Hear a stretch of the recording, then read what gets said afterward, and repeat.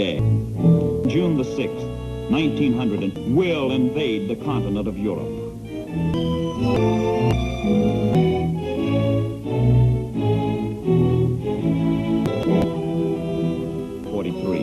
The Allies commit themselves to the liberation of Europe, while their soldiers, North Africa is yet to be, speak their distant dream with a noble code name, Overlord. In London, a year later, General Eisenhower takes up the task of piercing the heart, but across the narrow English, Hitler's Atlantic Wall, formidable fortress of Europe.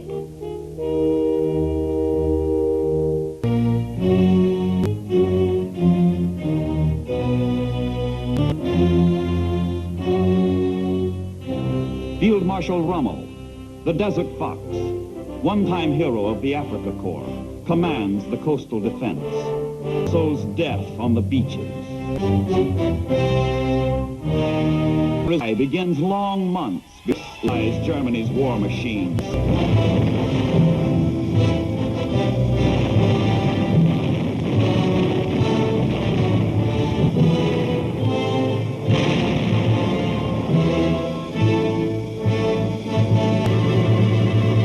Bombers have begun.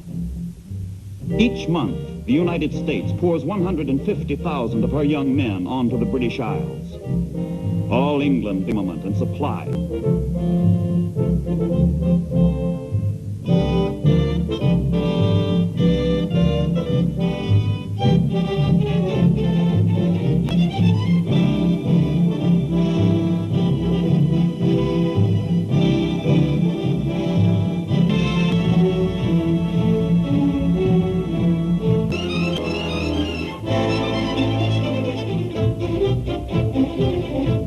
Of materiel and men will be set in motion. Station ports.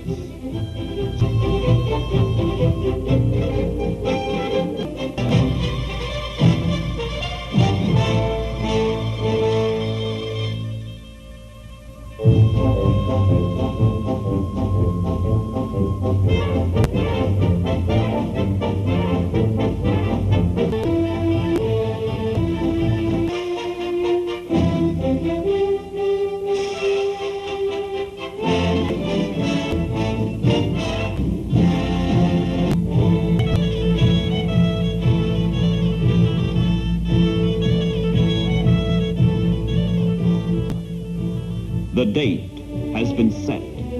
The hour has been chosen. Men committed to the assault are sealed in ships for secrecy. Ports, camps, and assembly points are cut off from the outside world. There is nothing to do but wait on tide and weather. Wait and get ready and wait.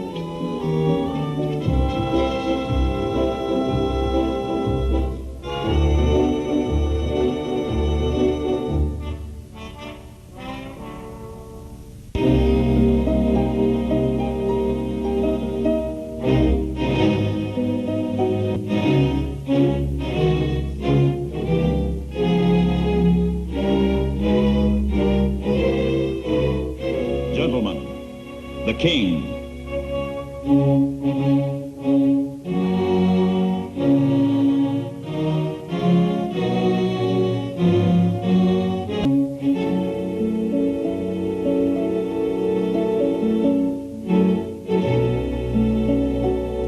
From Falmouth, from Portland, from Plymouth, from Weymouth, the ships depart.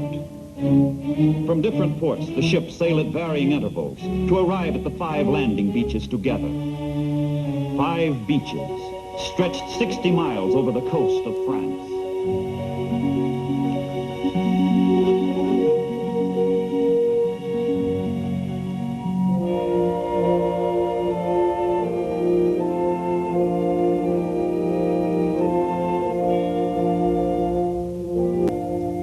First to invade will be the paratroops. Their mission is to support the landings. Intelligence officers have warned the Supreme Commander that the airborne assault is too hazardous to succeed. But without it, the landings may fail. Eisenhower faces a crucial decision. should he risk the slaughter of a drop and imperil the whole invasion? He orders the paratroopers to France.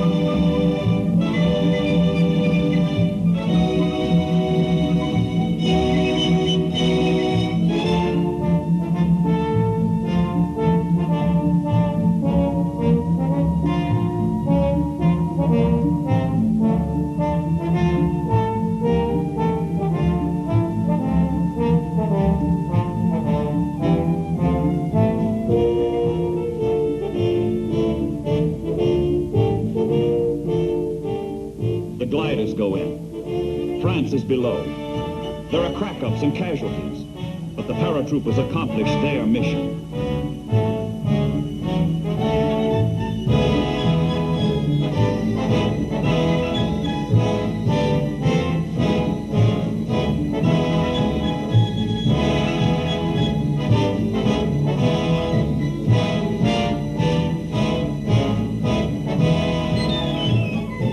Tactical air squadrons fly 5,000 sorties to support the amphibious assault.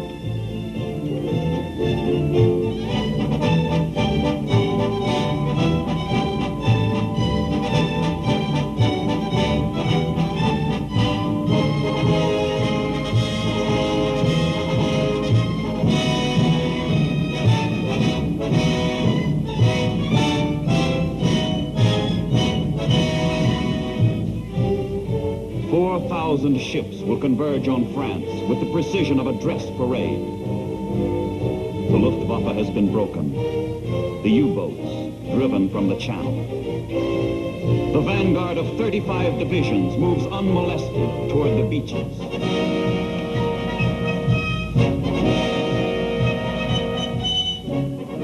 Warships prepare to open the assault with a barrage of gunfire. Battleship Nevada is there, torpedoed at Pearl Harbor, a flagship at Normandy. Naval guns open the Western Front.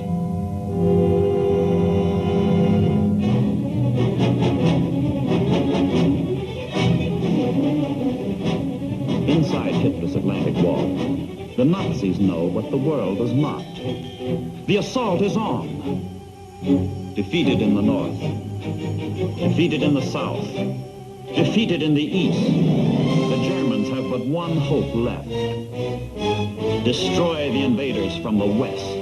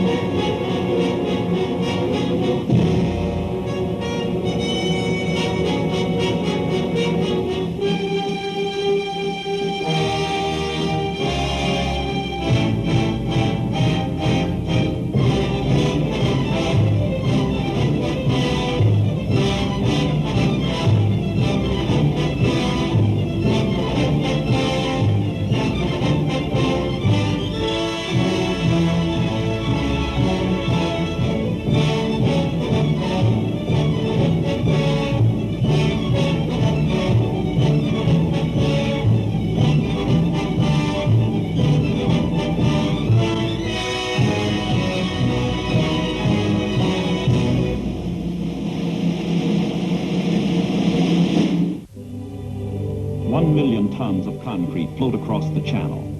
Artificial docks called mulberries to hide their top-secret purpose. Huge, hollow blocks of cement that will be sunk offshore, forming piers.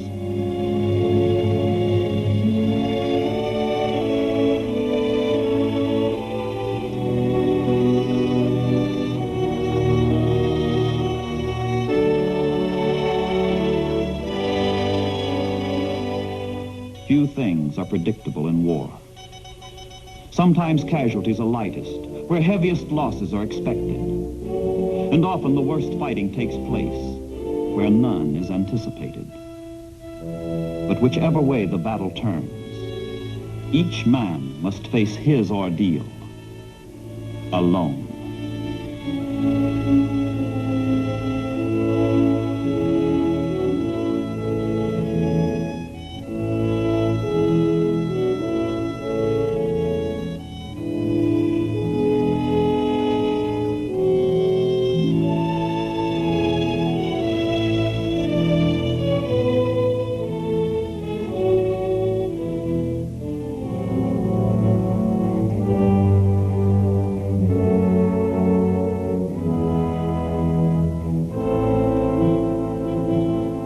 Four merchant ships are deliberately sunk to build a breakwater that shelters the shore under its lee. Together with the mulberry units, they form a man-made harbor. Tons of supplies pour in with the invading troops, not afterwards when it might be too late.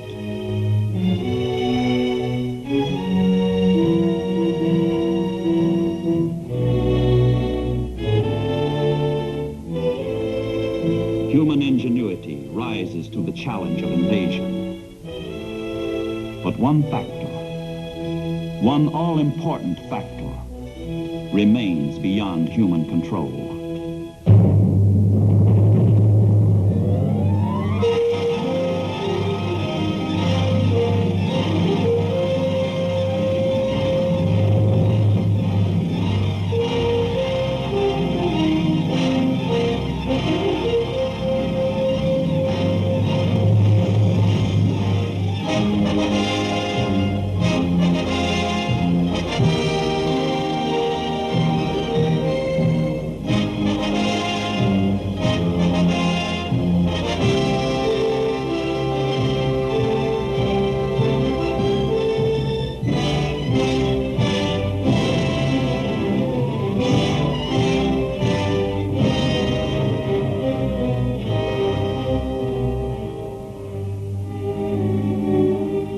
What the might of the German army, navy, and air force is unable to do, the worst channel storm in 80 years almost does. But the invaders hold the beaches.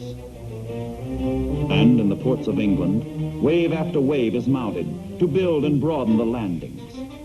The Allied Expeditionary Naval Forces execute their mission to assure the safe and timely arrival of troops, weapons, supplies. A mission which will have a profound effect on the history of man.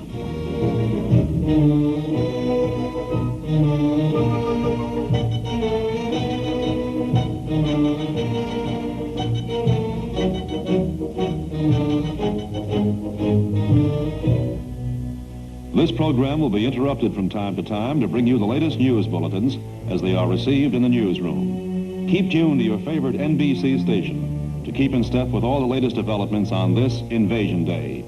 And now the orchestra opens the program with the revival of an old hit, Blue Room.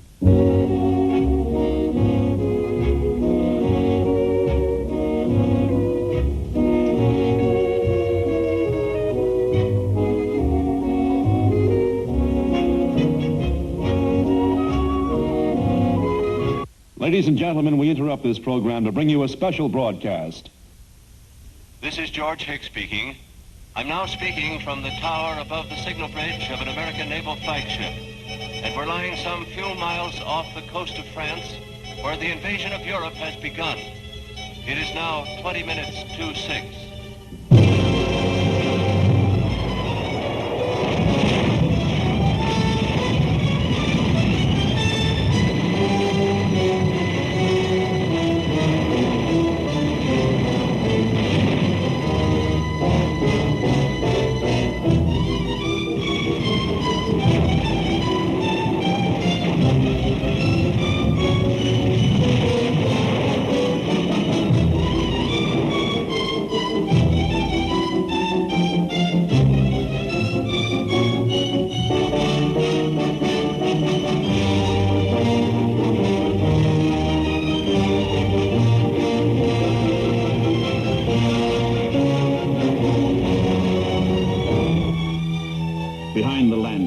Allied planes release a barrier of bombs that cut off German reinforcements, paralyze German countermoves. Every road, every bridge, every rail line, every canal, all the way back into Germany, is smashed, isolating the French beaches.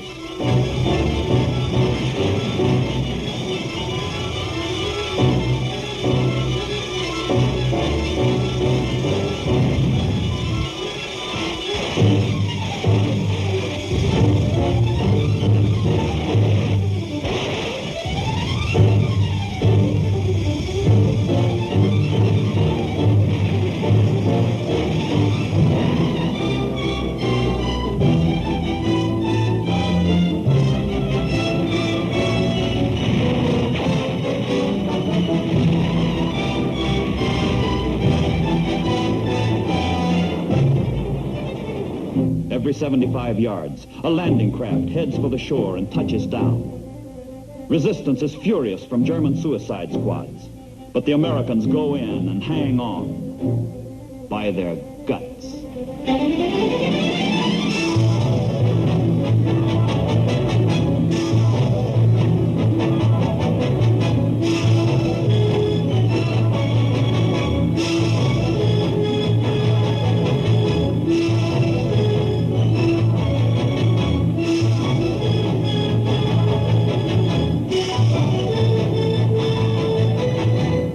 Of Dunkirk returned to France, this time to stay. The British soldiers who beat Rommel on the sands of Africa helped destroy him on the sands of Europe.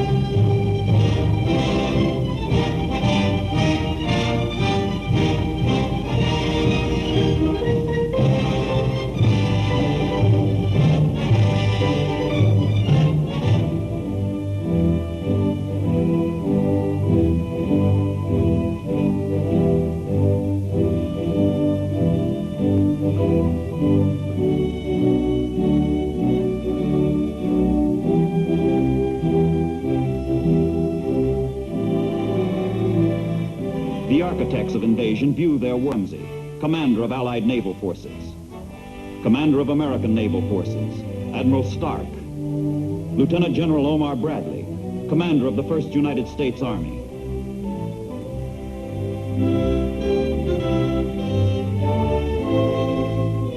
Field Marshal Montgomery of El Alamein, commander of Allied ground forces.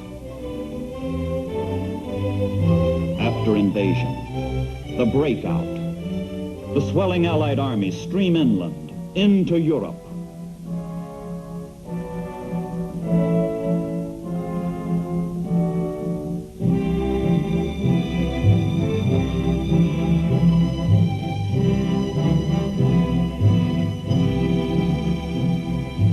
Behind the survivors lie those who died to enslave the world, and those who died to free it.